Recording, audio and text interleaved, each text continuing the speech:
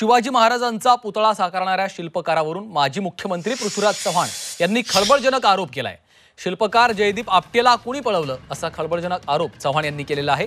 Zee 24 तासच्या to the point मुलाखतीमध्ये पृथ्वीराज चव्हाण यांनी शिवरायांच्या पुतळ्याच्या शिल्पकाराबाबत हा मोठा आरोप केलेला आहे। शिवाजी महाराजांचा पुतळा साकारण्यासाठी जयदीप आपटेनं 3 वर्ष मागितली होती, मात्र त्याला 6 महिने का देण्यात आले असा सवाल देखील चव्हाण यांनी उपस्थित केलेला आहे। भाजपचा उमेदवार किंवा इथं कोणाला टेंडर दिलं, टेंडर काढलं होतं का, कुठल्या शिल्पकाराला दिलं, त्याला काय अनुभव होता, त्यांनी 3D प्रिंटिंग मशीन वापरून तो तुकड्या तुकड्यात पुतळा तयार केला। 18 3D प्रिंटिंग मशीन आणली, पुतळ्याची छपाई केली। हे कधी झालं होतं का? आम्ही तर काय ऐकलं नाही की अशा प्रकारे मोठा पुतळा केला जातो। आज जे स्कूल ऑफ आर्टचे जे मिश्र आहेत त्यांनी सांगितलं की आम्ही 6 फूट पुतळ्याची उंचीची मान्यता दिली होती, मग इतका मोठा 18 फुटाचा कोणी केला? सगळं बाहेर आलं पाहिजे, पण येणार नाही, कारण सरकारच्या अंगावर शेकेल म्हणून ते काही सगळं दाबून टाकले गेले। आर्किटेक्ट कुणी पळवलाय? कुठे गेला आर्किटेक्ट? त्याला पळवलं असं तुमचा आरोप आहे? नक्कीच कोणी पळवलंय? आता तुम्ही आरोप करता म्हणून म्हटलं, कारण हा मुद्दा खूप महत्त्वाचा आहे। कुणी पळवलं म्हणजे विरोधी पक्षाने तर नाही पळवलं। हा, पण सत्तेतल्या लोकांनी पळवलं आणि कुठे गेला? त्याला बोलवा, त्याची मुलाखत घ्या, आम्हाला मीडियाला भेटू द्या, त्याचा बचाव करू द्या। त्याचा काही दोष होता का? त्यांनी सांगितलं होतं की ह्या पुतळ्याला 3 वर्ष लागतील, 6 महिन्यात करा, कारण मोदींना या पुतळ्याचं अनावरण करायचं या अमुक तारखेला। कुठे सांगितलं त्याला? 18 3D प्रिंटिंग मशीन वापरली गेली आहे, त्यांनी मुलाखत स्वतः दिली होती। हे सगळं जे अर्धवट माहिती पुढे आलेली सगळी माहिती द्या ना मला। शिल्पकार जयदीप आपटेला कुणी पळवलं असा खळबळजनक आरोप पृथ्वीराज चव्हाण यांनी केलेला आहे। झी 24 तासला दिलेल्या टू द पॉइंट मुलाखतीमध्ये माजी मुख्यमंत्री पृथ्वीराज चव्हाण यांनी हा थेट आरोप केलाय। शिवरायांच्या पुतळ्याच्या शिल्पकाराबाबत चव्हाण यांनी हा मोठा आरोप केलेला आहे। त्यांनी नेमकं काय म्हटलेलं आहे पुन्हा एकदा ऐकूया। इथं कोणाला टेंडर दिलं, टेंडर काढलं होतं का, कुठल्या शिल्पकाराला दिलं, त्याला काय अनुभव होता, त्यांनी 3D प्रिंटिंग मशीन वापरून तो तुकड्या तुकड्यात पुतळा तयार केला। 18 3D प्रिंटिंग मशीन आणली, पुतळ्याची छपाई केली। हे कधी झालं होतं का? आम्ही तर काय ऐकलं नाही की अशा प्रकारे मोठा पुतळा केला जातो। आज जे स्कूल ऑफ आर्टचे जे मिश्र आहेत त्यांनी सांगितलं की आम्ही 6 फूट पुतळ्याची उंचीची मान्यता दिली होती, मग इतका मोठा 18 फुटाचा कोणी केला? सगळं बाहेर आलं पाहिजे, पण येणार नाही, कारण सरकारच्या अंगावर शेकेल म्हणून ते काही सगळं दाबून टाकले गेले। आर्किटेक्ट कुणी पळवलाय? कुठे गेला आर्किटेक्ट? त्याला पळवलं असं तुमचा आरोप आहे? नक्कीच। कोणी पळवलंय? आता तुम्ही आरोप करता म्हणून म्हटलं, कारण हा मुद्दा खूप महत्त्वाचा आहे। कुणी पळवलं म्हणजे विरोधी पक्षाने तर नाही पळवलं। हा, पण सत्तेतल्या लोकांनी पळवलं आणि कुठे गेला? त्याला बोलवा, त्याची मुलाखत घ्या, आम्हाला मीडियाला भेटू द्या, त्याचा बचाव करू द्या। त्याचा काही दोष होता का? त्यांनी सांगितलं होतं की ह्या पुतळ्याला 3 वर्ष लागतील, 6 महिन्यात करा, कारण मोदींना या पुतळ्याचं अनावरण करायचं या अमुक तारखेला। कुठे सांगितलं त्याला? 18 3D प्रिंटिंग मशीन। हे सगळं जे अर्धवट माहिती पुढे आलेली सगळी माहिती द्या ना मला। शिल्पकार जयदीप आपटेला कुणी पळवलं असा खळबळजनक आरोप पृथ्वीराज चव्हाण यांनी केलेला आहे। मीडियाचे लोक सांगत होते अगदी स्ट्रॉंग परफॉर्मन्स राहिलाय की महाराष्ट्रात काँग्रेसचं खासदार नरेश म्हस्के सध्या आपल्या सोबत फोन लाईन वरून जोडले गेलेले आहेत। म्हस्केजी, स्वागत आहे आपलं झी 24 तासवर। झी 24 तासला दिलेल्या मुलाखतीमध्ये पृथ्वीराज चव्हाण यांनी हा खळबळजनक आरोप केलाय। त्यांचं असं म्हणणं आहे की शिल्पकार जयदीप आपटेला कुणी पळवलं? आपली पहिली प्रतिक्रिया?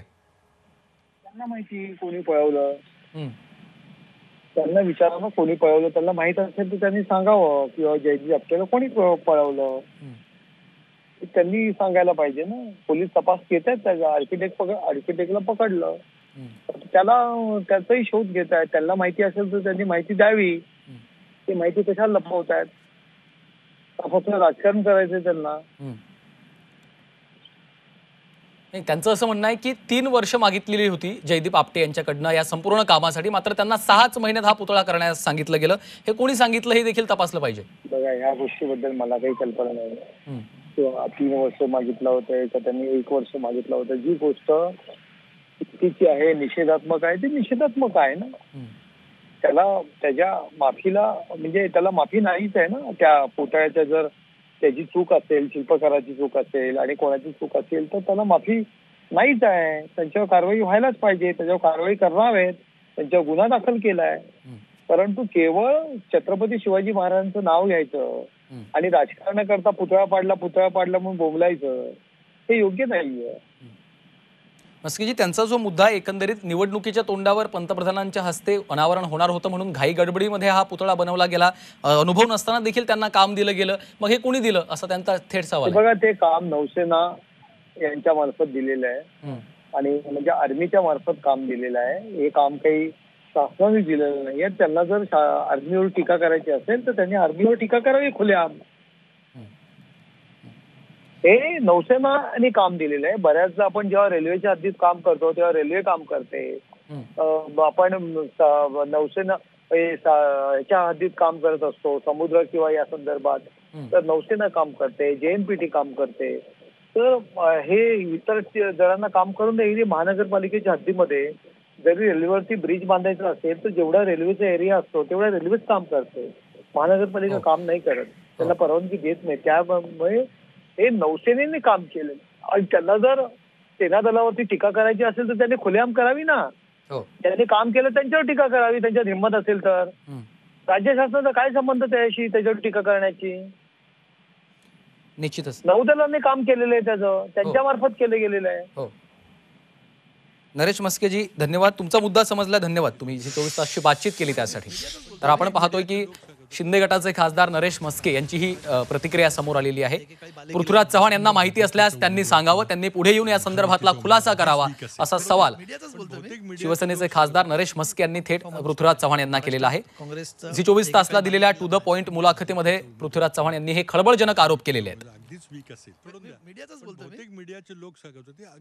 परफॉर्मन्स राहिलाय की महाराष्ट्रात. दरम्यान संपूर्ण राज्य मंत्रिमंडळानं राजीनामा द्यावा अशी मागणी देखील चव्हाण यांनी केलेली आहे. शिवरायांच्या पुतळ्या प्रकरणी चव्हाणांनी ही मागणी केली आहे. संरक्षण मंत्री राजनाथ सिंग यांनी देखील जबाबदारी घ्यावी. टू द पॉइंट मुलाखतीमध्ये पृथ्वीराज चव्हाण यांनी ही मागणी केलेली आहे. आपण पाहतो या घडीची ही महत्त्वाची बातमी. संपूर्ण राज्य मंत्रिमंडळाच्या राजीनाम्याची मागणी त्यांनी केलेली आहे. शिवरायांच्या पुतळ्या संदर्भात चव्हाणांनी ही मागणी केली आहे. संरक्षण मंत्री राजनाथ सिंग यांनी देखील याची जबाबदारी घ्यावी असं पृथ्वीराज चव्हाण यांनी टू द पॉइंट या मुलाखतीमध्ये म्हटलेलं आहे. मला वाटतं की प्रश्न असा आहे की या प्रकरणामध्ये भ्रष्टाचार झाला का? जो शिल्पकार होता तो कुणाच्या तरी मुख्यमंत्र्यांच्या जवळचा कल्याणचा माणूस होता का? 24 वर्षाचा तो शिल्पकार होता, त्याने एकही मोठा पुतळा केला नव्हता.